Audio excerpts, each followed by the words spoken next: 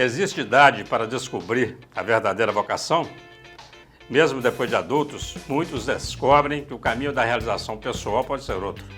Cada um deve fazer suas descobertas no seu próprio tempo. Afinal, tudo tem o seu tempo determinado e há tempo para todo propósito debaixo do céu, não é mesmo?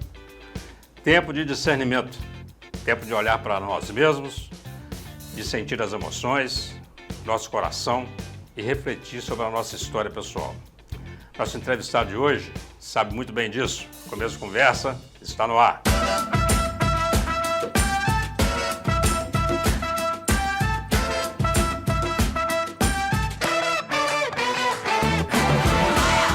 Olá, estamos iniciando mais um Começo de Conversa, o programa de entrevistas mais assistido da região, que você pode acompanhar pela UNEC TV, mantida pela Fundação Educacional de Caratinga, pela TV Sistec, pelo Super Canal TV e, claro, pelas mídias digitais. Servir ao Senhor com alegria. Para muitos, a religiosidade como um todo aumenta quando envelhecemos. Certas escolhas, inclusive, vêm no fruto de uma decisão mais amadurecida. O nosso convidado de hoje, no Começo de Conversa, é filho do casal José Pedrosa e Vera Lúcia Flávia Pedrosa. Ele tem 48 anos, nasceu em Carangola, mas sempre morou em São Francisco do Glória. Fez os cursos de técnico em contabilidade, matemática, biologia, filosofia e teologia. É pós-graduado em biologia e psicanálise e tem mestrado em teologia. Já trabalhou em agências bancárias e foi professor em várias escolas do estado de Minas Gerais. Em 2004, ingressou no seminário. Nesse período, fez estágios em algumas paróquias, como a de Sacramento e a de Imbé de Minas. Teve atuação importante em diversas pastorais. Já como diácono, fez estágio na paróquia de Nossa Senhora da Conceição, em Caratinga, e Nossa Senhora da Imaculada Conceição, em Dom Lara, locais onde mais tarde acabou sendo vigário paroquial. Sua ordenação presbiteral aconteceu em sua cidade natal, São Francisco do Glória, em 2012.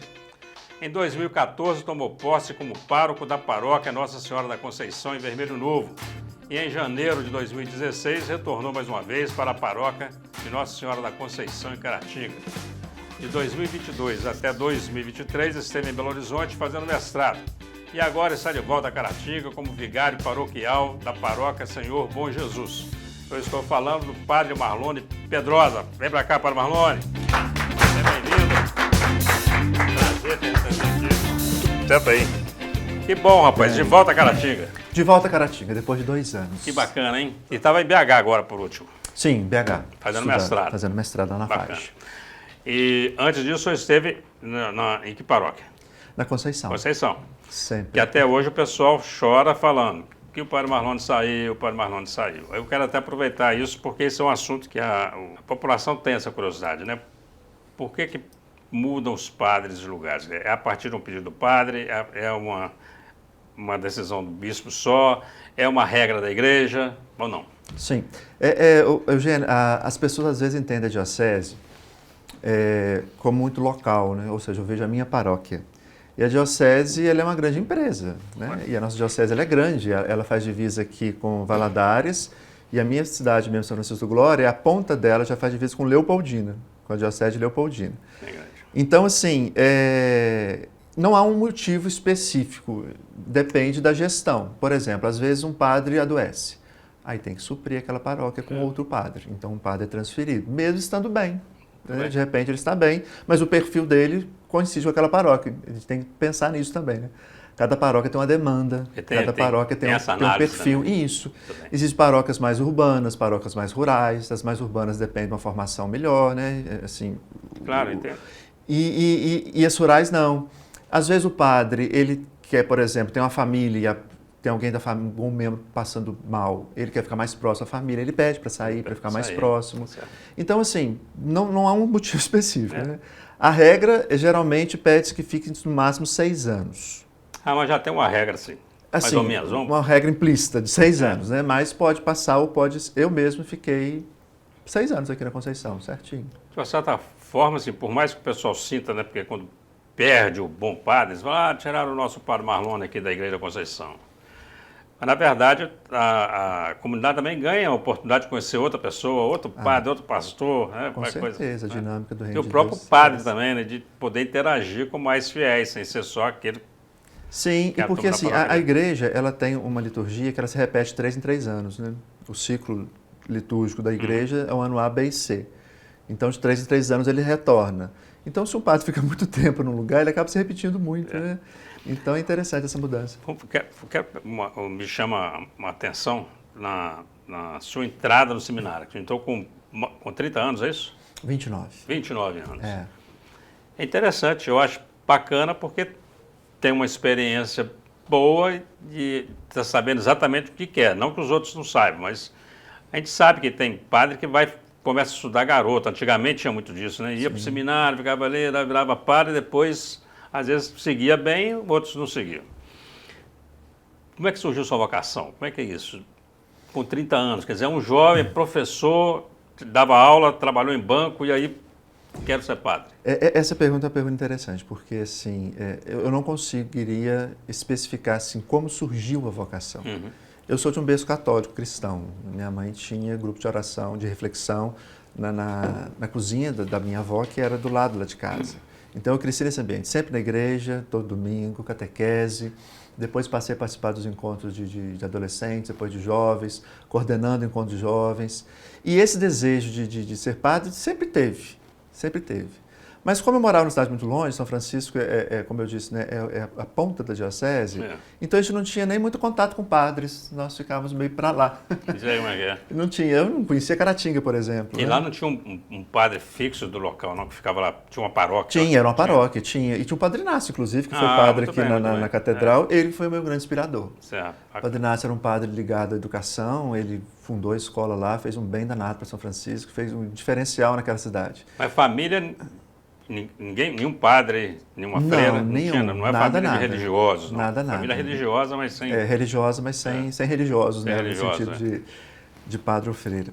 E aí, comecei a estudar e fui para a faculdade, fiz faculdade, e depois comecei a dar aula no Estado, fiz concurso, passei, fui efetivo no Estado, mas esse desejo sempre muito latente de ser padre.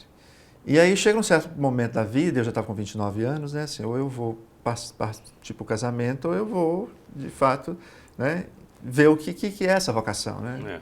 Foi onde foi a decisão para vir para o seminário. Que bacana, rapaz. Inclusive, quando eu entrei, já tinha padres que já tinham 3 anos, né? Com a minha idade, já tinham 3 anos de ordenado, né? E comecei com um processo de 8 anos de formação. Fui considerado vocação tardia. Foi fazer filosofia. Filosofia, né? Aliás, entrei no propedêutico.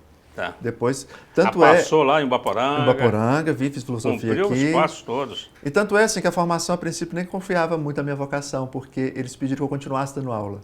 Eu transferi o meu cargo, que era de biologia na época, da minha cidade para cá. Eu dei aula em Ubaporanga e dei aula no Princesa Isabel, aqui em Caratinga. Tipo, não desanime não, deixa ele dando vai dando as suas aulas. Que ele vai sair mesmo. Vai sair mesmo, Mais ou menos isso mesmo. Rapaz, que surpresa boa, né? Que bacana. Foi. Você deu aula, você é formado em biologia, matemática... E matemática. Deu aula de matemática. Sim, eu comecei dando aula de matemática e depois meu concurso para o Estado é de biologia. Eu fui efetivo em biologia. E gostava de ser professor? Gosto de ser professor até hoje. Que bacana. Aliás, o motivo de eu ter feito mestrado é isso, né? É ajudar na formação do seminário. Bacana. Você falou no mestrado, eu quero falar sobre ele agora um pouco. Vamos fazer um rápido intervalo, o tempo passa rápido demais, 10 minutos, vamos voltar para o segundo bloco. Vamos voltar no seu mestrado, falar da sua dissertação, falar da sua pesquisa. E é mestrado em teologia, né? Sim, teologia. Imaginar como que esse estudo mais aprofundado da relação do homem com Deus, né? Também alterou ou fortaleceu a sua experiência de Deus, tá bom? Amém. Não sai daí, bate-papo sensacional aqui com o Padre Marlone Pedrosa, nós voltamos já já. Olá, estamos de volta com o segundo bloco do Começo de Conversa. Um começo de conversa muito especial, recebendo aqui hoje o Padre Marlone. Padre Marlone, mestre em teologia. Terminou o mestrado, defendeu a dissertação, concluiu tudo? Não, ainda não. Estou na fase final, fazendo os últimos ajustes que o orientador pediu para devolver para marcar. E a linha de pesquisa qual que é? Pois é, eu fiz dissertação em teologia, meu mestrado em teologia prática teológica, e a minha pesquisa é sobre a pastoral na era digital. Um tema muito atual, muito candente para a igreja hoje, né? Interessante, né, rapaz? E até em função da pandemia, né? Porque a pandemia, isso também reforça a necessidade disso, né? Porque a pandemia mostrou essa importância de... Isso eu trato num dos capítulos, porque assim, a igreja sempre foi muito resistente à novidade, né? Sempre, muito resistente. E a questão do digital na igreja era muito... Tinha um preconceito atrás dele. E veio a pandemia, aquilo que era proibido passou a ser praticamente obrigatório, senão ninguém rezava, né? Igual então a pandemia, de fato, ela deu um boom nessa área. E devido a esse boom, a gente percebe que pegou a igreja meio de surpresa, porque a gente não estava preparado para isso, né? Nem tecnicamente e nem profissionalmente para lidar com isso. E aconteceu com a educação, né? Mesma coisa, porque professor, eu mesmo, professor de faculdade, falava, Deus me livre, EAD, não dou aula online, que confusão danada. Veio a pandemia. Eu fui ter que aprender, mexer com aquele sistema todo para fazer isso. Os professores da rede pública particular do ensino fundamental e médio com a mesma dificuldade, porque acostumaram todo dia com a criança ali, passaram a ter que ir para dentro de uma sala, ele, o computador e as crianças do outro lado, né? Criar a sala digital. Eu era um crítico de missas online mesmo, eu achava um absurdo isso, mas ou celebro... Acabou. A Aparecida do Norte faz isso há muito tempo, o Brasil inteiro, né? Exatamente. O pessoal assistia, eu também falava assim, ficar na frente dessa televisão vendo missa, tem lógica isso, falta aquele contato pessoal ali. Falar em missa, eu quero falar sobre isso, sobre a experiência de Deus, até sobre isso também, porque está cheio de católico aí que fala assim, para que a missa? Eu e Deus aqui, a gente resolve bem, né?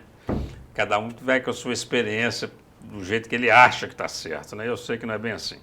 E a sua experiência de Deus? O que esse aprofundamento aí na teologia, nessa relação do homem com Deus, fortaleceu ou mudou a sua visão de Deus, o seu jeito de lidar com Deus? Olha, a ida para Belo Horizonte, ela, assim, lá eu tive a oportunidade de estar em contato com uma diversidade muito grande de eclesiologia, né, de maneira de se pensar Deus. Para você ter uma ideia, eu celebrava na paróquia, eu celebrei lá na paróquia São Bernardo, que era uma paróquia de periferia, e celebrava também no Belvedere, que é um dos bairros mais ricos de Belo Horizonte. Então eu pude perceber essa diferença. Isso assim, enriqueceu muito essa relação com Deus. Saber que Deus abarca a pessoa onde ela estiver, né, na situação em que ela está. Seja na periferia, seja no bairro de classe média alta, no bairro alto mesmo. E foi muito rico para mim. Inclusive essa questão mesmo do digital na igreja evoluiu muito, né, nessa visão que a igreja tem de Deus com o humano no digital. Porque isso já vem de muito tempo, desde 1990. Você tem ideia, o Papa João Paulo II, ele escreveu a Redemptor Missio, que era uma encíclica ligada à missão, não tinha nada a ver com pastoral, com o digital, mas nela ele escreve algo que muda a concepção da igreja do digital.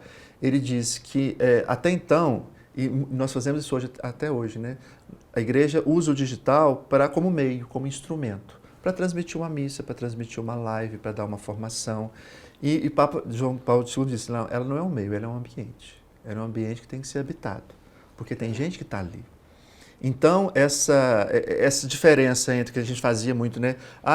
É virtual, é digital. Isso não existe mais. Isso hoje tanto é que o termo que se usa, tecnicamente falando, vivemos uma infosfera, onde o ser humano ele é digital no sentido que ele está na internet e ele é físico. Então, essa diferença entre um e outro não existe mais. O ser humano ele é um complexo desses dois. O ambiente é híbrido, né? E perceber Deus aí que foi o grande desafio, né? Como Deus atua aí. E muito bonito, assim. Isso me fez muito bem. O senhor falou aí no João Paulo II, e eu acho que esse é um pensamento avançado para a cabeça de um homem naquela época, né? 1990. 90. Mas, em contrapartida, tem alguns críticos em relação à questão da teologia da libertação. Eu queria até aproveitar para falar isso, porque debita ele o fato dele falar, acaba com isso, acaba com a teologia da libertação. Não vou entrar no mérito se ela é boa ou se ela é ruim, não quero nem discutir daqui, mas o que eu percebo é que ela tinha um fator que eu acho que é positivo, que era o fato da igreja viver dentro da comunidade, quer dizer, é na comunidade que surgiam as ideias todas sociais, a igreja junto, o pessoal trabalhando. E eu vejo um movimento agora, assim, percebo eu particularmente pelas minhas crenças, com alegria, a posição do Papa Francisco com essa ideia de igreja de saída, igreja sair dos muros, igreja ir para dentro da comunidade. Eu vejo isso. Ele não fala em teologia de libertação, mas ele fala sobre isso, envolver a comunidade e a igreja, a própria comunidade se sentir igreja. Né? Como é que o senhor pensa isso em relação a esses pensamentos do Papa Francisco? Sim, Eugênio, quando se fala em teologia de libertação, nós nunca podemos pegar alguns termos assim, religiosos desfocados da história. Né? Uhum. Então a gente tem que imaginar que a teologia da libertação, essa que a maioria tem e às vezes tem preconceito com ela, ela surge na década, finalzinho de 70, início de 80, mas para meio que alinhar aquilo que o Vaticano II, né, o concílio estava pedindo, com o jeito de ser igreja do povo. Então era uma teologia ligada, né, ao pobre, à libertação mesmo. Jesus disse, eu vim para que todos tenham vida e tenham vida em abundância. Né? Então, portanto, o objetivo dela é isso. Se você for observar esse conceito, você vê que hoje o que o Francisco faz é teologia da libertação. Né? No sentido assim, que ele quer que a igreja agora, que a igreja que até então as pessoas iam até ela, o templo era o centro, com a pandemia isso meio que inverteu, né? Ficou nas casas, a teologia tem que ir até o outro, para libertar, né? Libertar das amarras da vida, de tudo que prende o ser humano. Sem ser tomada ou envolvida pela política. Exatamente. Então, essa teologia de 80, talvez ela tenha sido meio que, entre aspas, contaminada por alguma ideologia política. E é onde o preconceito recai sobre ela, né? Mas, teologicamente mesmo, a essência está aí. Você vê que os grandes teólogos da libertação de 80, hoje, por exemplo, eles militam muito na questão ambiental. Que é uma questão de libertação também, né? Também, com certeza. Que precisa. E necessária, né? E necessária. Então você vê que o conceito de libertação está aí até hoje. Né? Só que, como eu disse, você não pode desfocar da história. Então, à medida que a história evolui, o conceito também tem que evoluir. A teologia tem que evoluir. Né? E a gente fica muito preso ao passado, né? Sabendo que a história anda e a igreja, enquanto uma entidade dentro da história, tem que andar também, tem que caminhar. Mas aí, em contrapartida, o senhor vai pegar hoje uma parte dos fiéis, e aí são os mais, não sei, não vou chamar de radicais, mas os mais convencionais, não sei como que eu chamo isso, que conservadores talvez, que criticam o Papa e eu cheguei a ouvir de uma senhora falar, meu Papa não é o Francisco, meu Papa é o Bento XVI. Falei, minha filha, não tem isso não, o seu Papa é o Papa Francisco. Não, esse Papa não. Aí tem gente que tem uns, são católicos, que fala, coisa ruim já tomou conta do Vaticano, é uma coisa maluca. Mas você vê que isso tudo tem política também, então assim, é uma questão política para um outro extremo, então é extremo de todo lado que não serve para nada, né? Nenhum dos dois extremos presta, né? Mas o Padre Marlone é digital? Em termos. Curiosamente, me pediram no meu Instagram, eu não tenho. Pediram no Facebook também, não. Eu falei assim, gente, por que você não tem? Exatamente, pelo estudar o digital, eu prefiro não ter. Para entender. Porque isso que o senhor abordou agora há pouco, dessas pessoas, meu Papa não é o Francisco, isso se deve muito à maneira como o digital ele é organizado hoje. Com certeza. Porque quando você busca algo na internet, ela só vai te dar, a partir dali, coisas relativas àquele algo. Então você acaba vendo uma bolha. Então, se você vê um vídeo que fala mal do Francisco, a partir dali você só vai ver vídeo falando mal dele. E você acaba criando essa consciência, né? Essa concepção.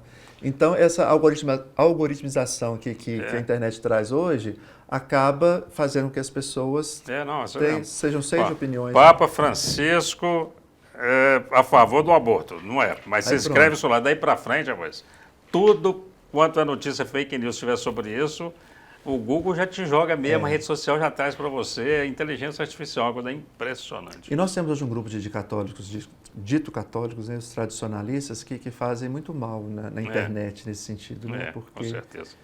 Infelizmente. O senhor vai assumir a paróquia Senhor Bom Jesus. Já assumiu? Já tomou posse? Eu sou vigário lá, fui apresentado já, né? O pároco é o Padre Marcondes. O senhor já celebrou missa ou não? Já está com a agenda. Bacana, vamos fazer um rápido intervalo, vamos voltar agora ao terceiro bloco, falando lá da sua paróquia, falando mais coisas aí do seu trabalho. Não sai daí, bate-papo instigante, muito bom aqui com o Padre Marlone. Nós voltamos já. Olá, estamos de volta, agora para o último bloco do Começo Conversa, especial aqui com o Padre Marlone. Você que chegou aí agora, ainda pode acompanhar um final de bate-papo sensacional aqui conosco. Padre Marlone, Paróquia do Senhor Bom Jesus. Paróquia grande, a paróquia do Santa Cruz. Sim, a paróquia de Santa Cruz. É, a paróquia muito grande, uma das maiores de Caratinga, eu acho. Não é? É bem desafiante ali. É bem desafiante, né? E feliz com essa mudança? Gostou? Chegou? Está onde queria estar? Como é que está? Olha, muito. Porque quando estava terminando o mestrado, eu ainda estou terminando, né, estou escrevendo, e veio a proposta de dar mais uma disciplina no seminário, disciplina de pastoral. Então, eu vou demandar tempo para programar essas aulas, que são 4 anos, né, de aulas, e tem que ter tempo para terminar minha dissertação. Então, eu falei assim, eu não queria ser pároco. Se pudesse... Aí vem os pedidos, né? As situações. Eu não queria ser pároco. Se eu pudesse ajudar numa paróquia, tendo mais tempo, né? Deixando a administração para outro e tendo mais tempo para me dedicar a essas tarefas, seria bom. E aí surgiu a Santa Cruz, né? Como proposta em Caratinga, perto do seminário, né? Então, estou muito feliz, muito esperançoso ali. Que bom, né, rapaz? Bacana demais. E passou lá na Conceição? Passei. Quem que era na Conceição? Já passei, Padre Josimar e o Padre Zé Geraldo. Muito bem. Inclusive o Zé Geraldo vai também fazer mestrado agora. Em teologia também? Eu vou vir em teologia também. Bacana. Eu vou vir e ele no segundo semestre ele vai. Nós falamos no Monsenhor Levi, que o Monsenhor Levi também fez mestrado. Monsenhor Levi, eu não sei, no Rio, né? Em Roma. Em Roma? Em Roma, mestrado de teologia em Roma. Eu me lembro, ele ficou um tempo lá, ficou 1 ano mais ou menos por lá fazendo. O senhor está ali no Santa Cruz, ali, para chegar na Conceição, pulinha. Vai andando. É verdade. O senhor trabalhou com o Padre Borelli? Não, quando eu cheguei na Conceição, o Padre Borelli já era emérito, né? Mas ele morou na Conceição e celebrava conosco lá toda semana. A gente estava lembrando aqui, antes do senhor chegar, do Padre Borelli, como que ele tinha essa abertura, né, para acolher, né? Coisa impressionante. Sim. Impressionante. Ele julgava pouco. Sim, era uma pessoa leve, né? O que eu levo muito do Borelli é isso. Primeiro, é o amor que ele tinha ao sacerdócio. O Padre Borelli é um homem extremamente apaixonado pela vocação que ele tinha. Com certeza. Uma missa que ele celebrava parecia que era a primeira dele. É a primeira dele. Parecia. Ele estava sempre... Aquele entusiasmo, né? Com energia, né? Isso. E essa leveza que ele tinha com a fé, com coisas que homens da idade dele, né? Eram bem mais duros, ele era muito leve nisso. Que estudou com Dom Hélio. Pois é. Dom Hélio. É uma história interessante, porque o Monsenhor Raul é antes deles um pouco, né? A turma do Monsenhor Raul é a turma de 58, formou em 58, que não saiu nem um bispo. A turma seguinte é do Dom Hélio, do Padre Borelli, que só o Borelli que eu acho que não virou bispo, o resto todo mundo virou bispo, né? A turma do Monsenhor Raul, não sei se você sabe disso, era uma turma meio rebelde. Não sabia. Meio rebelde nesse sentido. Monsenhor Raul rebelde. Monsenhor Raul rebelde, meu amigo. Eles fizeram um abaixo-assinado, a turma toda assinou todo mundo, pedindo para discutir a questão do fim do celibato, da possibilidade de casamento. Sim. Claro que não fizeram, mas o Vaticano falou, faz um xizinho na testa do meu avô, se eu amor de rir com ele, porque ele dormiu o bispo muitas vezes. Sim. Então, Manuel está aí, firme e forte, né? Dom Manuel, o senhor foi ordenado pelo Dom Manuel? Pelo Dom Manuel. Recebi os primeiros ministérios com o Dom Hélio e depois com a ordenação com o Dom Emanuel. Muito bem. O Dom Manuel, o senhor sabe se volta para casa, fica por aqui? Dom Emanuel optou em morar conosco, ele vai ficar no seminário. Rapaz, que vai morar no seminário e vai, surpresa, vai voltar a dar aula. Que bom, banharia tranquilo, né? Vai ser bom para ele. E ele é muito bom professor de Bíblia, pois né? Dom Manuel é muito inteligente eu conheci o Dom Manuel no tempo do Monsenhor Levi como professor ali no seminário. Ele saía lá de Goiânia e foi dar aula aqui no seminário. Aí já estão preparando um quarto para ele lá e a biblioteca dele já vai para lá e ele vai ficar aí com a gente. Que bacana. Estamos felizes também. O senhor esteve conosco aqui no Toque de Fé, né? Volta para aqui agora. Padre Igor te substituiu nesse programa. Padre Igor agora, infelizmente, saiu. E nós estamos felizes com o seu retorno. Volta para o Toque de Fé ou não? Vai ter um tempinho para isso? A gente não sei ainda. Não? Tem que pensar, né? Tem que pensar, porque com essas novas atribuições aí eu não sei como é que fica. E dá trabalho, né? Gravar dá trabalho. O pessoal que está na televisão assistindo, ou está lá só no computador, fala, isso é fácil, o cara chega lá e... Só chegar e fazer, né? Mas não é bem assim não, né? Muito bem. O senhor, padre jovem como padre, jovem como pessoa, cara estudado e com experiência boa de paróquia. E o jovem, como que vamos trazer mais jovem para a igreja? O que fazer com a juventude? Pois é, isso é um grande desafio, né, Eugênio? Um grande desafio à juventude. porque a igreja, ela com o tempo ficou com uma cara muito carrancuda para o jovem, né? Muito pouco atrativa. E o jovem, muitos não se reconhecem mais na igreja. Às vezes a missa é chata, eles falam isso, a missa é muito chata. Então, assim, é um desafio que nós temos. E, sobretudo, voltando ao meu trabalho nessa era digital, que tudo é tão, plasticamente tão bonito e tão atrativo, né? Nós temos, de fato, que pensar algo muito sério para isso. O rito da missa, ele é muito bonito, né? O rito da missa é muito bonito. E é muito tradicional, né? Quer dizer, Sim. surgiu assim, né? Quer dizer, isso realmente para o jovem hoje é complicado. Ele quer ver algumas coisas diferentes, né? Mas quando o jovem é iniciado nesse rito, o jovem é muito sensível à beleza, ao belo, né? O belo encanta o jovem. Então, quando ele é iniciado nisso, ele se encanta. Mas o problema é isso, nossa catequese é muito falha nesse sentido, né? Ela não consegue passar isso ainda para ele. Ainda, né? Passar desde cedo. Bacana, Padre. Prazer te receber de volta em Caratinga. Prazer te receber aqui no Começo de Conversa. Prazer ter esse bate-papo aqui tão agradável com o senhor. E espero que o senhor repense essa questão do toque de fé, entendeu? De vez em quando o senhor dá uma palhinha pra gente, fala, gente, não, vamos gravar menos um programinha hoje. Participação especial. Uma participação especial. E o senhor é uma pessoa muito querida, não só lá pelos paroquianos da Conceição, mas para o Caratinga inteiro. Então, assim, foi muito bom recebê-lo aqui. Infelizmente, nosso tempo acabou e tem que terminar nossa entrevista. Só tem aí 1 minuto para suas considerações finais, vai se dirigir para essa câmera ali. Ela é sua, deixar um recado aí para os telespectadores da UNEC TV, TV Sistec, Super Canal e os internautas. Tudo bem. Eu agradeço primeiramente ao convite e dizendo assim, da minha alegria mesmo estar aqui em Caratinga. Caratinga foi uma cidade que me acolheu, não só como padre, me acolheu como filho também. E dizer que estamos ali no Senhor Bom Jesus, na paróquia de Santa Cruz. Espero a visita de vocês, né? Mateu saudade, vai lá, celebra com a gente. E estamos aí, né? Para atendimentos. Muito feliz, como diz, muito feliz e muito esperançoso nessa nova etapa aqui da minha estada aqui em Caratinga. Obrigado a vocês, né? Que estão acompanhando a gente. Deus abençoe a cada um. Quero mais uma vez, muito obrigado, Padre Marlone. Muito obrigado a você pela audiência, pela atenção, pela companhia. Até o próximo encontro, se Deus quiser.